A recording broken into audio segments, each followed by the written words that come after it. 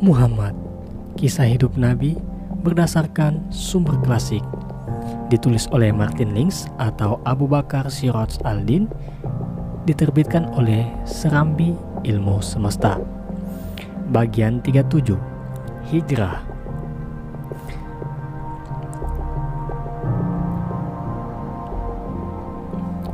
Sementara itu, Nabi telah kembali ke Abu Bakar. Tanpa membuang waktu, mereka keluar lewat jendela di belakang rumahnya. Tempat kedua untanya yang sudah dipelanai menunggu mereka.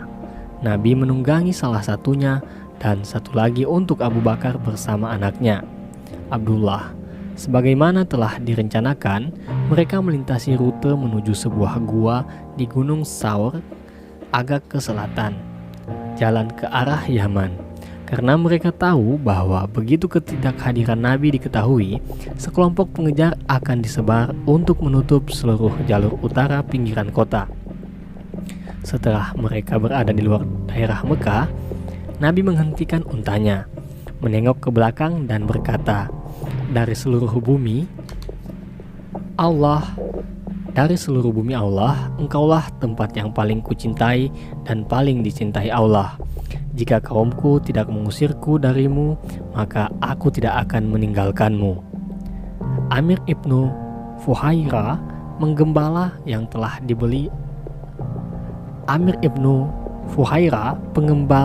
dibeli Abu Bakar sebagai budak dan sudah bebas serta ditugasi menggembala domba-dombanya, mengikuti mereka di belakang bersama gembalanya untuk menghilangkan jejak mereka. Setelah sampai di gua, Abu Bakar mengirim putranya pulang ke rumah beserta dua untanya, menyuruhnya agar mendengarkan apa yang dibicarakan besok di Mekah setelah ketiadaan Nabi diketahui, lalu memberikan laporan kepada mereka pada besok malamnya. Amir menggembalakan dombanya seperti biasa dengan para penggembala lainnya sepanjang hari, dan pada malam hari ia menggembalakannya ke gua untuk menutupi jejak Abdullah antara Saur dan Mekah. Pada malam berikutnya, Abdullah kembali ke gua bersama saudara perempuannya Asma, membawakan makanan. Mereka melaporkan bahwa Quraisy telah menawarkan hadiah 100 ekor unta bagi siapa saja yang menemukan Muhammad dan membawanya kembali ke Mekah. Para penunggang kuda telah siap menyusuri rute normal dari Mekah ke Yastrib, berharap menyusul mereka berdua diduga Abu Bakar bersama Nabi karena ia juga telah menghilang.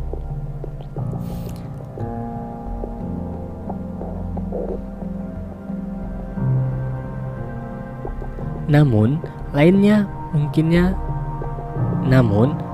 mungkin tidak diketahui oleh Abdullah, mengira mereka pasti bersembunyi di salah satu gua di bukit sekitar Mekah. Apalagi orang Arab padang pasir adalah pencari jejak yang ahli. Meskipun gerombolan domba telah menutupi jejak 2 atau 3 unta, orang-orang Badui rata-rata dapat melihat dengan sekilas sisa-sisa tapak kaki besar unta di antara jejak-jejak kecil yang tidak terhapus. Tampaknya mereka lari ke arah selatan kota. Namun, karena tawaran hadiah yang demikian besar, setiap kemungkinan harus dicoba. Unta-unta dipastikan mendahului domba yang mengarah ke Bukit Saur. Pada hari ketiga, keheningan bukit tempat mereka berlindung itu pecah oleh kicau burung. Sepasang burung merpati pikir mereka menggelepakkan sayapnya di luar gua. Sejenak kemudian terdengar suara orang pada jarak tertentu di bawah mereka, dan semakin lama semakin keras. Tampaknya orang itu memanjat lereng bukit. Mereka tidak menduga kalau Abdullah masih ada sampai malam tiba, dan masih ada beberapa jam lagi untuk pergi sebelum matahari tenggelam. Meskipun kenyataannya terdapat sedikit cahaya aneh di gua pada waktu itu, suara-suara itu sekarang tidak jauh lagi. Setidaknya terdiri dari 5 atau 6 lelaki, dan mereka makin mendekat. Nabi menoleh ke Abu Bakar dan berkata, "Jangan bersedih, karena sesungguhnya Allah beserta kita." Apa yang kau khawatirkan dari dua orang ketika Allah menjadi yang ketiga. Mereka kini mendengar derap langkah kaki yang semakin mendekat dan kemudian berhenti. Orang-orang itu berdiri di luar gua. Mereka semua sepakat tidak perlu masuk ke dalam gua karena tidak mungkin ada orang di dalamnya. Kemudian mereka berbalik ke jalan yang mereka tempuh saat datang. Ketika derap langkah kaki dan suara mereka telah menghilang, Nabi dan Abu Bakar pergi ke mulut gua. Di sana, di depannya, hampir menutupi jalan masuk, ada sebuah pohon akasia kira-kira setengah tinggi manusia yang pagi itu belum ada. Serta di celah antara pohon dan dinding gua terdapat seekor laba-laba telah membuat sarangnya. Mereka melihat ke sarang tersebut dan di sana, di lubang sebuah batu, bahkan di tempat seseorang mungkin akan melangkah jika ingin memasuki gua. Ada seekor burung merpati telah bersarang dan sedang duduk seakan-akan mengerami telur-telurnya. Bersama pasangannya, burung itu bertengger di atas birai, tidak jauh dari situ. Ketika mereka mendengar Abdullah dan saudaranya mendekat pada waktu yang diharapkan, mereka dengan hati-hati menyingkirkan sarang yang menjadi pelindung mereka itu dan tidak mengganggu sang merpati. Mereka pergi menemui keduanya. Amir juga datang, kali ini tanpa membawa hewan gembalanya. Ia membawa seorang badui yang dipercaya Abu Bakar guna menuntun kedua unta yang ia pilih untuk perjalanan mereka. Orang badui ini belum beriman, tetapi ia dapat dipercaya untuk menjaga rahasia dan juga untuk mengantar mereka ke tujuan lewat jalan setapak yang hanya diketahui oleh putra Asi gurun pasir. Ia sedang menunggu di lembah bawah bersama dua unta dan membawa unta ketiga untuk dirinya sendiri. Abu Bakar membonceng Amir di belakangnya untuk mengawasi kebutuhan mereka. Mereka meninggalkan gua dan menuruni tebing. Asma telah membawa satu tas perbekalan, tetapi lupa untuk membawa tali. Karenanya ia melepaskan ikat pinggangnya dan membaginya menjadi dua. Yang satu ia gunakan untuk mengikat tas ke pelana ayahnya agar aman dan bagian yang lain untuk dipakai sendiri. Karena peristiwa itulah ia diberi julukan wanita dua ikat pinggang. Ketika Abu Bakar menawarkan unta yang paling baik kepada Nabi, beliau berkata, "Aku tidak akan menunggangi unta yang bukan milikku sendiri. Tapi itu milikmu, hai Rasulullah," kata Abu Bakar. "Tidak," sahut Nabi. "Berapa harga unta itu?" Abu Bakar memberi tahu harganya dan beliau berkata, "Aku mengambilnya dengan harga itu." Abu Bakar tidak bertahan untuk memberikannya sebagai hadiah, meskipun dulu Nabi telah menerima banyak hadiah darinya. Ini adalah hijrah Nabi, putusnya segala ikatan dengan rumah dan tanah airnya demi Allah. Persembahannya, suatu perbuatan hijrah mesti menjadi milik beliau sepenuhnya, tidak dibagi oleh orang lain. Tunggangan yang andal itu haruslah menjadi miliknya sendiri karena itu merupakan bagian dari persembahannya. Nama unta itu adalah Kaswa, dan unta itu tetap menjadi kesayangan Nabi. Pemandu jalan itu mengarahkan mereka keluar dari Mekah ke barat dan agak ke selatan sampai mereka tiba di pantai Laut Merah. Yastrib berada di sebelah utara Mekah, tetapi hanya melalui tempat ini arah utara menjadi tujuan mereka. Perjalanan pantai barat laut harus mereka tempuh beberapa hari untuk mencapai Yastrib. Pada salah satu malam pertama, tampak air di sepanjang seberang gurun Nubian. Mereka melihat bulan baru, bulan Rabiul Awal. "Wahai bulan sabit yang indah dan menjadi petunjuk arah, aku beriman kepada Dia yang menciptakanmu." Begitulah yang biasa Nabi ucapkan jika beliau melihat bulan baru. Suatu pagi, mereka cemas melihat sebuah kafilah kecil mendekat dari arah yang berlawanan. Namun, perasaan mereka berubah menjadi kegembiraan ketika mereka melihat kafilah itu ternyata sepupu Abu Bakar, Talha, yang sedang dalam perjalanan dari Suriah, tempat ia membeli baju dan barang perdagangan lainnya yang dimuat untanya. Dalam perjalanannya, ia telah singgah di Yastrib dan bermaksud segera kembali ke sana setelah ia menurunkan barang-barangnya di Mekah. Kedatangan Nabi di oasis itu katanya telah ditunggu-tunggu dengan semangat bergelora, dan sebelum mengucapkan selamat tinggal, ia memberi mereka masing-masing sepotong pakaian ganti dari bahan suriah berwarna putih dan bagus, yang sebenarnya ia maksudkan untuk dijual kepada orang-orang kaya Quraisy.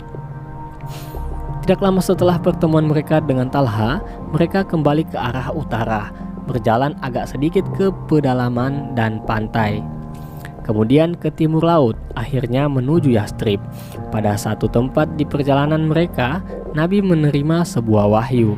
Sesungguhnya yang mewajibkan atasmu melakukan hukum-hukum Al-Quran benar-benar akan mengembalikan kamu ke tempat kembali. Sejenak sebelum fajar pada hari ke-12 setelah meninggalkan gua, mereka sampai di lembah Akik.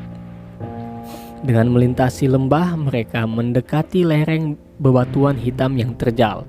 Sebelum mereka sampai di puncak, matahari telah naik dan terik panasnya mulai menyengat.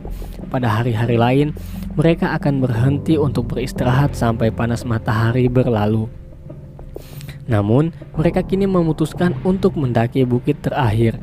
Ketika mereka akhirnya melihat dataran di bawahnya, tidak ragu lagi untuk bertahan. Tempat yang dimimpikan Nabi, lahan subur di antara dua jalur batu-batu hitam, telah membentang di hadapan mereka. Hijaunya pepohonan, anggur, dan kebun serta taman-taman telah tampak pada satu tempat, kira-kira 5 km perjalanan kaki dari lereng yang kini mereka turuni. Tempat terdekat yang tampak banyak pepohonan itu adalah Quba, tempat sebagian besar muhajirin Mekah tinggal pertama kali. Beberapa di antara mereka masih tinggal di sana. Nabi menyuruh sang pemandu jalan mereka, "Bawalah kami langsung ke Bani Amir di Quba dan usahakan sudah memasuki kota sebelum malam tiba." Kota itu segera dikenal di seluruh Arab dan kemudian di tempat-tempat lain sebagai kota. Dalam bahasa Arab disebut Al-Madinah, dalam bahasa Inggris Medina. Beberapa hari sebelumnya, kabar tentang menghilangnya Nabi di Mekah dan tentang hadiah yang ditawarkan untuk menangkap beliau telah sampai ke oasis itu. Penduduk Kubah menantikan beliau siang dan malam, karena saat kedatangan beliau kini terlambat. Maka setiap pagi setelah sholat subuh, beberapa orang Bani Amir keluar untuk melihat beliau. Bersama mereka juga turut serta warga kabilah lainnya yang tinggal di desa itu. Juga para muhajirin Quraisy yang masih tinggal di sana dan belum pindah ke Madinah. Mereka keluar melintasi ladang-ladang dan pepohonan kurma sampai ke jalur lava. Setelah sampai sejauh itu, mereka akan berhenti dan menunggu sampai panas matahari mencapai puncaknya. Kemudian mereka akan pulang ke rumah. Pagi ini mereka telah keluar, tapi sudah bersiap untuk kembali tepat saat 4 orang musafir itu mulai menuruni lereng bebatuan. Setiap mata tidak mampu lagi melihat ke arah tersebut, tapi pantulan sinar matahari pada baju putih baru Rasulullah dan Abu Bakar tampak mencolok di antara bebatuan gunung yang hitam. Seorang Yahudi yang kebetulan berada di atap rumahnya melihat mereka. Ia seketika tahu siapa mereka itu karena orang-orang Yahudi di Kuba telah bertanya dan telah diberitahu mengapa begitu banyak tetangga mereka yang pergi bergerombol keluar setiap pagi tanpa mengenal lelah. Karenanya, ia berteriak keras-keras, "Hai keturunan Kailah, ia telah datang, ia telah datang." Seruan itu segera mendapat tanggapan semua pria, wanita, dan anak-anak bergegas keluar dari rumah mereka, serta berduyun-duyun sekali lagi menuju jalur hijau ke arah jalur bebatuan. Namun, mereka tidak pergi jauh karena para pendatang itu kini telah sampai di ladang yang paling luar. Siang itu, semua orang diliputi kegembiraan. Nabi berkata kepada mereka, "Hai orang-orang Kuba, sambutlah satu sama lain dengan salam kedamaian. Berilah makan orang yang lapar, sambunglah silaturahmi, "Sholatlah pada saat orang-orang telah tidur. Jika kalian melakukannya, kalian akan masuk surga dalam kedamaian." Diputuskan bahwa beliau sebaiknya tinggal bersama Kulsum, lelaki tua di Kuba, yang sebelumnya menyambut Hamzah dan Zaid di rumahnya ketika mereka datang dari Mekah. Bani Amir kabilah Kulsum adalah suku Aus, dan tidak diragukan lagi, sebagian dari kedua suku Yastrib itu bersama-sama memberikan sambutan, di mana Abu Bakar tinggal bersama seorang Khazraj di desa Sun yang agak dekat ke Madinah. Setelah 1 atau 2 hari, Ali tiba dari Mekah dan tinggal di rumah yang sama dengan Nabi untuk mengembalikan semua barang yang dititipkan kepadanya. Bagi para pemiliknya, ia membutuhkan 3 hari. Kini banyak yang datang menyambut Nabi. Di antara mereka ada beberapa orang Yahudi Madinah yang datang bukan karena beriktikat baik, tetapi sekedar ingin tahu. Namun pada malam kedua atau ketiga, datanglah seorang lelaki yang berpenampilan berbeda dengan yang lain. Jelas ia bukan orang Arab, juga bukan Yahudi. Salman nama orang itu, dilahirkan dari keluarga berkebangsaan Persia Zoroastrian di desa Jai dekat Isfahan. Tetapi ia telah menjadi Kristen dan pergi ke Suriah pada usia yang masih sangat muda. Di sana ia menyerahkan diri kepada seorang pendeta suci yang pada saat sekaratnya menganjurkan agar ia pergi ke pendeta Mosul yang juga tua seperti dirinya, tetapi orang terbaik yang ia kenal. Salman berangkat ke sebelah utara Irak. Inilah permulaan rangkaian perjalanannya menuju seorang Kristen yang telah lanjut usia itu. Pada akhir hayatnya, orang tua itu juga mengatakan bahwa kini telah tiba datangnya seorang nabi. Dia diutus dengan agama Ibrahim dan akan datang di Arab, tempat ia berhijrah dari rumahnya ke tempat di antara 2 jalur lava, sebuah negeri kurma. Tanda-tandanya jelas, ia akan memakan hadiah, tetapi tidak akan memakannya jika berupa sedekah, dan di antara punggungnya ada tanda kenabian. Salman memutuskan untuk bergabung dengan Nabi dan membayar sekelompok pedagang suku Kalb untuk membawanya ke Arab. Namun, ketika mereka sampai di Wadi Al-Qura dekat Teluk Akabah di sebelah utara Laut Merah, mereka menjualnya kepada seorang Yahudi sebagai budak.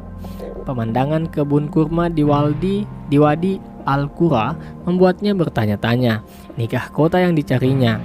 Tetapi ia masih ragu.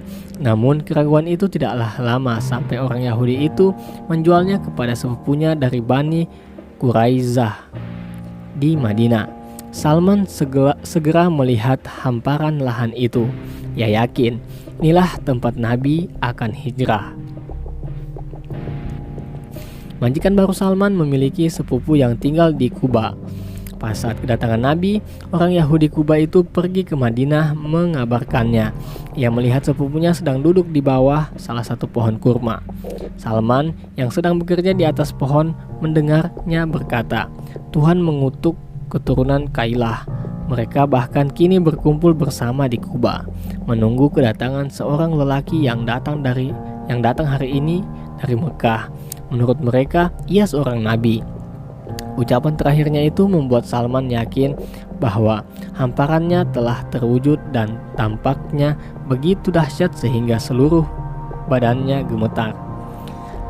Karena takut terjatuh dari pohon, maka ia turun. Setelah berada di bawah, ia tak sabar ingin bertanya kepada orang Yahudi Kuba itu. Tetapi majikannya marah dan menyuruhnya untuk kembali bekerja di pohon. Namun, sore itu ia kabur dengan membawa beberapa makanan yang ia simpan dan pergi ke Kuba. Di tempat itu ia melihat Nabi sedang duduk bersama beberapa sahabatnya. Salman telah yakin, tetapi ia tetap mendekati Nabi dan menawarinya makanan.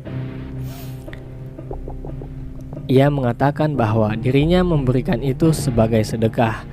Nabi menyuruh para sahabatnya untuk memakannya.